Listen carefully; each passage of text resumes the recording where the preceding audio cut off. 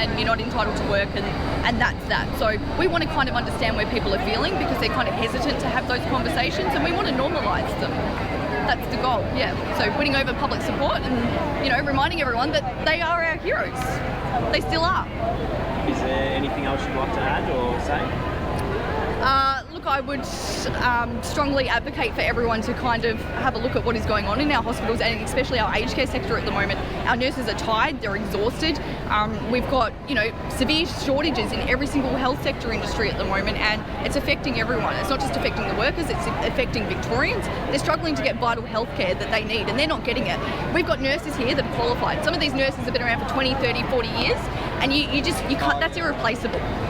You can't replace that. They're here. Rat test them, send them back to work, because you can't spread a virus you don't have. There's simple solutions, and we should be implementing them. We've got nurses trying to figure out who's getting a shower today. My understanding is, after talking to these people, that you know, they're, because of the vaccine mandate, so they've been mandated that they have to have the COVID vaccine. Some nurses, some healthcare workers have chosen not to, and they're losing their jobs, or they've lost their job. And I think it's just crazy at the moment, when we've got worker shortages, to be excluding people from the workforce. And I know it's not just healthcare, like lots of other industries are suffering the same sort of issues, where we've got these worker shortages. You know, if the idea around mandates was to, you know, workplace safety and stuff like that, clearly that's been proven wrong, because, you know, the virus has been spreading anyway. And so, you know, we've been saying all along that we oppose the mandates, because we think it should be people's personal choice as to whether they do this or not. The government should, you know, educate people and give them access to vaccines, but we don't think that people should be forced into it at threat of losing their job. And I think in this industry, it's really dangerous to, you know, lose such a large number of workers that have all this experience in the middle of a worker shortage where you need them. So I just think it doesn't make any sense, and we need to revisit the idea of whether this is still whether that's still a proportionate response or not. Even if, you know, if you thought it was a proportionate response back in October, is it still a proportionate response now? And I'd say no.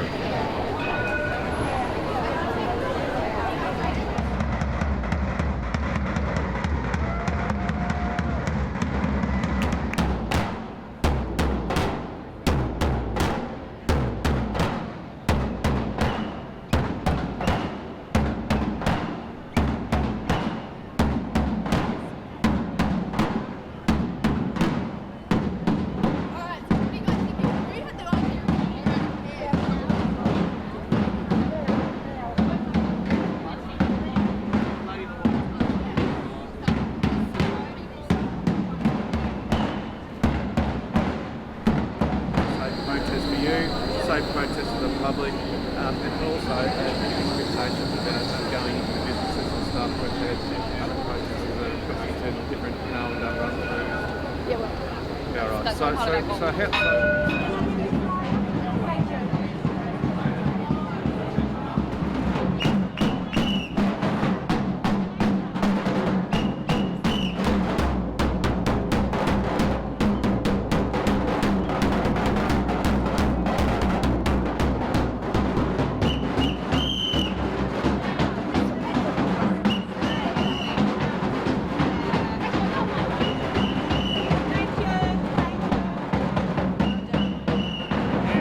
Dragon. I'm representing One Nation in the city of Melbourne. I'm running for the federal election. I'm supporting no jab, no mandates, save our kids, and bring in all the teachers, all the nurses, all the transport people, everybody who's not vaccinated back into the workforce.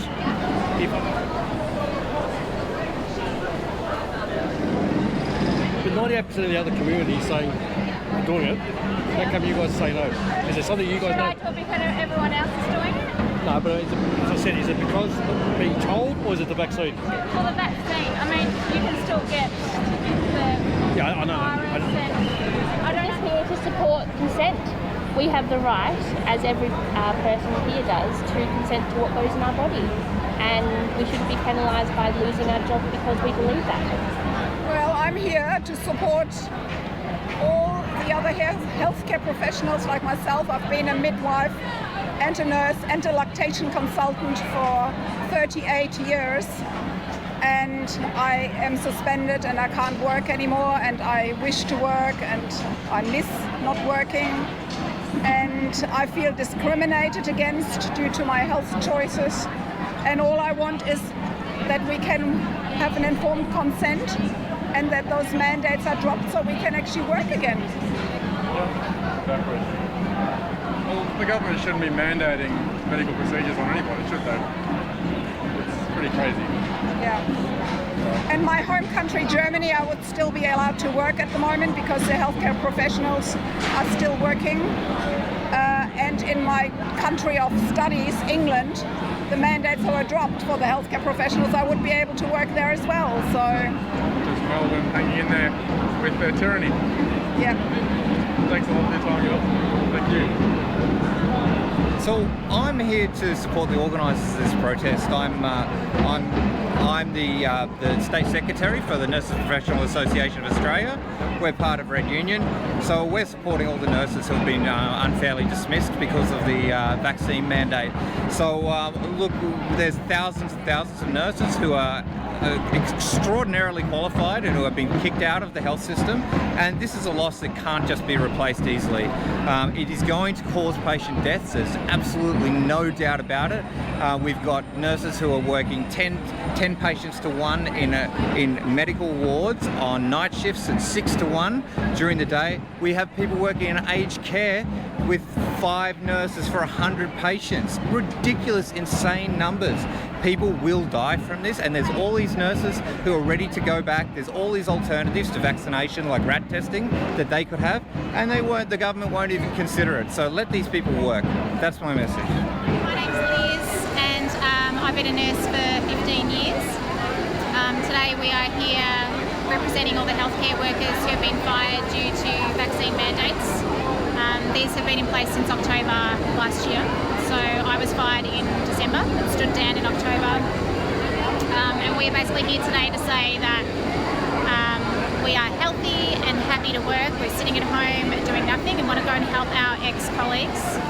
We are happy to wear our appropriate PPE, do rapid antigen tests every day, and we are basically just against coercion, that we've all been coerced to take the vaccine, and that goes against everything we've been taught. Thank you very much. Yeah, the government really should not be mandating this, especially for critical staff, should they? So, yeah. And you guys see the effects of vaccines, I guess, to some degree in hospital? Or not Yeah, really? sometimes. I personally didn't. I worked in COVID wards and surgical, so I didn't see a lot of that. I think a lot of them go to ED and get treated there. So, yeah, I don't really... You haven't seen that side? Yeah, I haven't seen that. And I also don't know anyone who's had any side effects. Like, I'm just really someone who's against mandates. Just against Yeah, we should have free choice. So yeah, there's no reason to mandate this on everybody. No. And just the basic work. And that's right. Like, we're not only representing healthcare workers, but pretty much all Victorians, because everybody's needs to be vaccinated.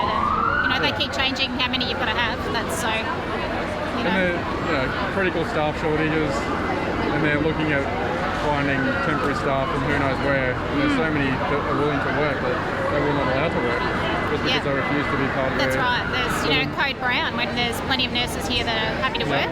My ex-colleagues are so busy. They're working outside of their ratios, and, they're doing double shifts. It's crazy. They are so tired and so exhausted. Have you got any idea of how many nurses might have refused the vaccine? I know from my employer, I know of like 30. Okay. But I'm sure there's probably like 100 per hospital. There must be, because, I know several people personally that didn't want it. And they were probably on the limits of staffage at the time? We're always understaffed. Yeah. Nursing's always desperate because, our beds are always full. So we're always in need of nurses. So it's crazy mandates to such a critical part of our infrastructure, and the government's refusing very experienced, helpful workers. And it doesn't make sense because we do have appropriate PPE. We used that in the first 18 months of the pandemic, but we were celebrated there. You know, now we're forgotten about and swept under the rug. So. And if you can test for the virus and don't have it, you can't give it to anyone, can That's you? right. So you can't spread a virus you don't have. That's it. And if you've had the vaccine, you can still have it. That's right, you can. So people have been testing after getting the vaccine and then they can't work. So it's just, thank you very much. Thank you. Okay. We're just out here today with what we call the Hero to Zero nurses. So these are the nurses that worked on the front lines of the COVID response. You know, they were permitted to work for a good 18 months with their gowns, their shields, their masks. You know, they went to work every day, day in, day out, and they were considered our heroes. And now they're reduced to zeros on the streets of Bourke Street while we've got a really severe staffing crisis in our healthcare sector. And we're basically chatting to the public, trying to raise awareness about that, because we've still got the ADF driving our ambulances. You know, we've had pregnant women forced to give birth in wait areas because they didn't have the resources to be able to look after them. People have actually passed away in their homes because they couldn't get an ambulance. Now, there's so many things that are happening at the moment. Aged care, some nurses are trying to decide which residents should be showered today because they simply don't have the staff to care for them. So much so, the government's actually calling for volunteers within the aged care sector. Now, I don't know about most people, but you know, I think we'd prefer to have qualified nurses that have been on the job, some of them decades, as opposed to volunteers that have just had a couple of hours training. You know, this is about looking after our most vulnerable, and there's ways to mitigate risks of depending on vaccination status, because we know that we didn't have a vaccine for a good, you know, over a year at one point, and they utilised their PPE, they utilised their masks, and they kept the health system in check. So, you know, we've now got rapid antigen testing. We could rat test them, send them back to work because they can't spread a virus they don't have. So it's not rocket science. You know, why are we sitting back and knowing that there's some avoidable deaths occurring out there when we've got a really easy solution? You know, rat test them, send them back to work. You know, let's start getting on with it. So that's what we're advocating for. So we're just, you know, chatting to people. It's not a big protest per se. We're trying to understand, you know, the public's views and how they feel about it, and most people feel it should be a choice. So we're asking them to help us raise awareness and trying to get our message out there, because we want our, you know, they should be nursing, not protesting. So that's the goal. Thanks a lot. Thanks.